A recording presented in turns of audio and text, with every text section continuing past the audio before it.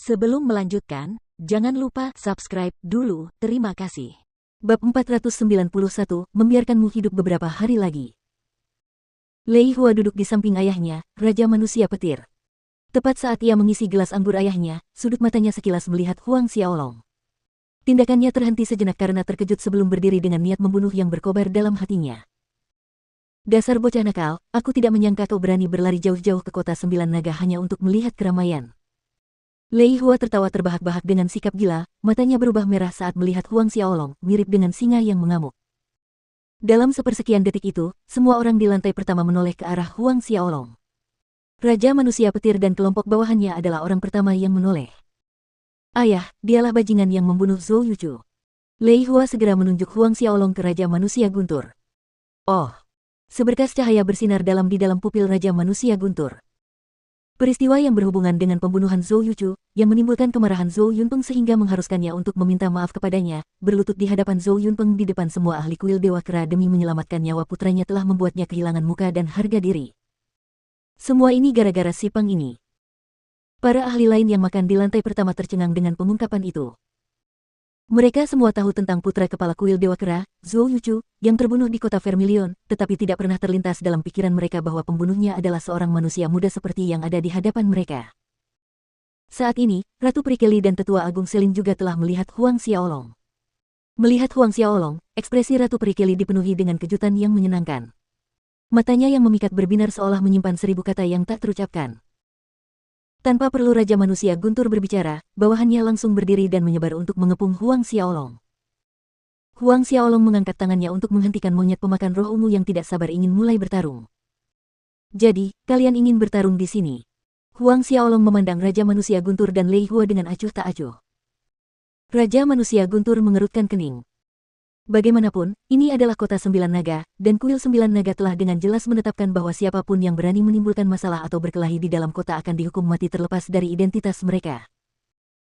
Meskipun dia, Raja Manusia Petir, berdiri di puncak ras manusia di benua 10 arah, di hadapan kuil 9 naga dia tidak lebih dari sekadar kentut. Dia tidak gegabah sampai mengabaikan perintah kuil 9 naga yang jelas. Ayah, kita tidak boleh membiarkan bajingan ini pergi. Lei Hua mendesak ayahnya dengan cemas. Raja Manusia Guntur melambaikan tangannya, memanggil kembali bawahannya, jangan khawatir, dia tidak akan bisa lari. Dia menatap Huang Xiaolong, Pang, aku akan membiarkanmu hidup beberapa hari lagi. Setelah upacara penggabungan suku Bismen dan klan binatang iblis selesai, anak itu harus meninggalkan kota 9 naga dan mereka akan menghadapinya saat itu. Raja Manusia Guntur segera memutuskan dan menyusun rencana. Mendengar orang-orang ini berani mengancam Huang Xiaolong, Violet Spirit Devourer Monkey menjadi sangat marah, momentumnya melonjak, dipenuhi dengan niat membunuh yang kuat. Ki Iblis menyapu lantai pertama restoran seperti badai. Alam Saint tingkat kelima. Siapapun yang merasakannya tercengang. Namun, Huang Xiaolong mengangkat tangannya, menghentikan Violet Spirit Devourer Monkey untuk kedua kalinya. Tatapannya beralih dingin antara Thunder Human King dan Lei Hua, biarkan aku hidup beberapa hari lagi. Kalau begitu aku akan menunggu dan melihat. Di mata Huang Xiaolong, keduanya tak lebih dari sekadar badut yang suka melompat. Bangsawan muda, Ratu Prikeli memimpin Tetua Agung Selin dan beberapa tetua pri, berjalan mendekat dengan senyum tipis di wajahnya saat dia memanggil Huang Xiaolong. Huang Xiaolong hanya bisa tersenyum sebagai balasan, menganggukkan kepalanya untuk memberi salam. Bangsawan muda menyembuhkan pohon kehidupan. Setelah berpisah di hutan peri, aku tidak menyangka akan bertemu dengan bangsawan muda di sini. Apakah bangsawan muda ingin duduk bersama kami? Ratu Prikeli berinisiatif mengundang Huang Xiaolong. Gelombang keterkejutan menghantam hati para ahli di sekitar, menatap Huang Xiaolong dengan heran. Beberapa waktu lalu, ada desas-desus yang mengatakan bahwa pohon kehidupan telah disembuhkan. Sekali lagi, mereka tidak menyangka orang itu adalah pemuda ini. Siapakah sebenarnya pemuda ini? Dia bahkan membawa serta ahli binatang iblis alam Saint tingkat kelima. Mereka yang hadir mencoba menebak identitas Huang Xiaolong.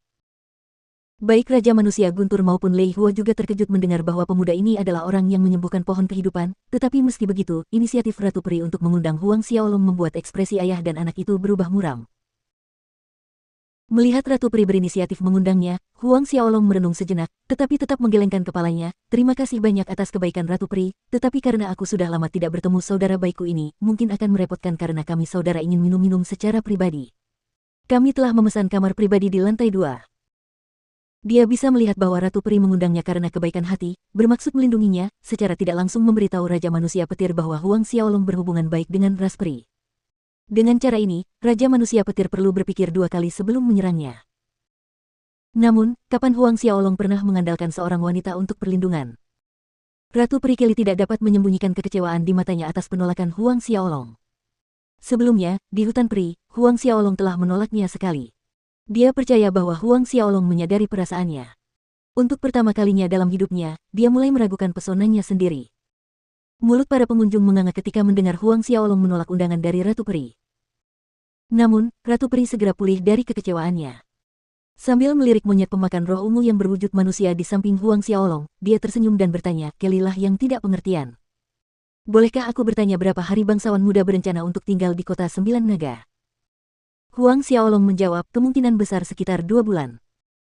Untuk upacara penggabungan suku Bismen dan klan binatang iblis, Huang Xiaolong butuh waktu untuk mengawasi berbagai aspek integrasi dan membersihkan pasukan tersembunyi Dewa Templar di benua 10 arah. Jadi, dia memperkirakan bahwa dia perlu tinggal setidaknya selama 2 bulan. Mendengar Huang Xiaolong mengatakan bahwa dia akan tinggal di kota 9 naga selama 2 bulan, gelembung kegembiraan memenuhi sang Ratu Peri. Selanjutnya, Huang Xiaolong berbicara sebentar lagi dengan Ratu Peri Kelly sebelum naik ke lantai kedua bersama monyet pemakan roh ungu. Melihat kedua orang itu menghilang di lantai 2, lantai pertama pecah dalam rentetan diskusi, sedangkan secercah keraguan berkelebat di mata Raja Manusia Guntur mengikuti hilangnya siluet Huang Xiaolong. "Tuan, sepertinya anak ini tidak sesederhana itu. Haruskah kita mengirim seseorang untuk menyelidiki latar belakangnya?" Seorang ahli alam sains tingkat tinggi yang duduk di samping Raja Manusia Guntur berbicara. Kamar pribadi restoran Sun Moon di lantai 2 disediakan untuk tamu penting. Selain itu, tidak sembarang orang bisa naik ke sana. Syarat utamanya adalah seseorang harus memiliki kartu yang dikeluarkan khusus oleh restoran. Hal ini saja sudah membuktikan bahwa identitas kedua pemuda itu tidak sederhana. "Memangnya kenapa kalau tidak mudah?" Sela Lei Hua dengan nada sinis dingin, "Apakah kita akan takut padanya? Hanya seekor domba berwajah putih kecil yang memiliki sedikit hubungan dengan Ratu Peri. Apa yang bisa dilakukan Ratu Peri setelah kita membunuhnya?" Namun Raja Manusia Guntur memerintahkan dengan suara serius, "Selidiki ahli binatang iblis di sampingnya." Seorang ahli binatang iblis alam Saint Orde kelima yang mengikuti di samping seorang manusia muda tampak aneh di matanya. Tapi sekali lagi, dia tidak akan menempatkan orang-orang Saint tingkat kelima di matanya. "Ya, Tuan." Bawahan yang sama di samping Raja Manusia Guntur mengakui. "Tapi ayah, jika bajingan itu benar-benar berencana untuk tinggal di kota 9 naga selama 2 bulan, itu akan menimbulkan masalah kecil. Tidak mudah bagi mereka untuk berurusan dengan Huang Xiaolong di dalam kota." Raja Manusia Guntur meyakinkan putranya, "Jangan khawatir, aku kenal dengan salah satu kapten pengawal kecil kota 9 naga, kita bisa membiarkan kapten pengawal kecil itu menjebak anak itu dengan kejahatan dan mengusirnya keluar kota." "Ayah memang bijak." Lei Hua menyeringai, "Betapapun sombongnya bajingan itu, aku yakin dia tidak berani menyinggung kuil 9 naga." Pada saat ini, di salah satu ruang pribadi di lantai 2, kedua bersaudara itu memesan meja yang penuh dengan hidangan dan gelas anggur berdenting tanpa henti. Tidak ada yang menganggap penting Raja Manusia Petir itu. "Kakak, apakah menurutmu kakak Lilu akan datang ke kota 9 naga?" Monyet pemakan roh ungu tiba-tiba berkata. Dia menyadari hal-hal tertentu antara Huang Xiaolong dan Lilu.